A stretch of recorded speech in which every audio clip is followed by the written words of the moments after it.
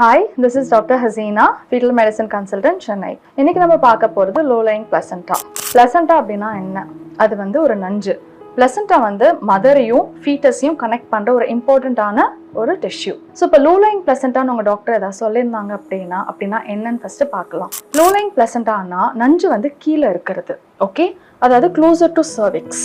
அது மேலேயும் இருந்து க்ளோஸாக இருக்கலாம், கீழேயும் இருந்து க்ளோஸாக இருக்கலாம்.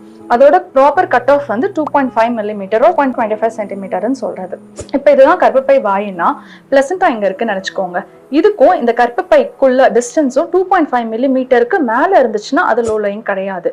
பட் இதுவே இந்த பிளசண்டா வந்து 2.5 மில்லிமீட்டருக்கு கம்மியா இருக்கு, 2.2 இருக்கு, இல்லாட்டி 1 இருக்கு அப்படின்னா அது லோ லைங் பிளசண்டா.